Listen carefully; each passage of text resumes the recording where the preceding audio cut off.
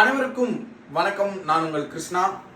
இந்த மாதத்திற்கான அதாவது பார்த்தீங்கன்னா ஜூன் மாதத்திற்கான சபரிமலை ஓப்பன் டேட் வந்து பார்த்தீங்கன்னா 14/6/2026 இருந்து 19/6/2026 வரைக்குங்க.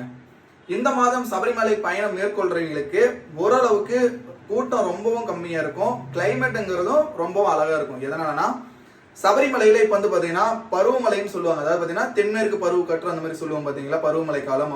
அந்த மாதிரி ஒரு அழகான ஒரு மழைக்காலம் அப்படின்னு கூட சொல்லலாம். எப்ப வேணாலும் மழை வரும். அதனால அதற்கு தகுந்தவாறு உடைகளா இருக்கட்டும், ஜர்கினா இருக்கட்டும், அல்லது ரெயின் கோட்டா இருக்கட்டும், இதெல்லாம் நீங்க எடுத்துட்டு போயிருங்க. அதே மாதிரி குழந்தைங்களுக்கு தேவையான டேப்லெட்டா இருக்கட்டும், டானிக்கா இருக்கட்டும், இதெல்லாம் நான் எதற்காக நான் சொல்றேன்னா, இந்த மாதம் வயதானவங்களா இருக்கட்டும், குழந்தைங்க போகும்போது மழை விட்டு விட்டு பெய்யற காரணத்தினால கிளைமேட்டுங்கிறது ரொம்பவே டிஃப்ரெண்டா இருக்கும். ஸோ அதனாலதான் நான் சொல்றேன், அதை மட்டும் கரெக்டா பிளான் பண்ணிட்டு தாராளமா இந்த மாதம் சபரிமலையை நீங்க பயணம் பண்ணலாம்.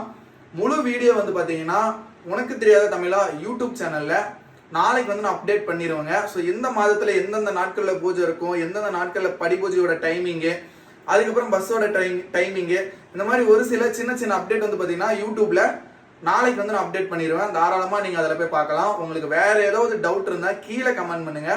கண்டிப்பா என்னால முடிஞ்சா உங்களுக்கு நான் கண்டிப்பா அதுக்கு நான் பதில் சொல்றேன்.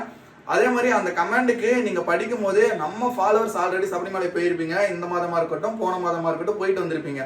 அப்படி போயிட்டு வந்தீங்க, உங்களுக்கு பதில் தெரிஞ்சாலும் தாராளமா அவங்களுக்கு நீங்க கமெண்ட்ல அவங்களுக்கும் நீங்க பதில் சொல்லுங்க. ஸோ நன்றி, வணக்கம். நான் உங்கள் கிருஷ்ணா. சுவாமியே சரணமையப்பா.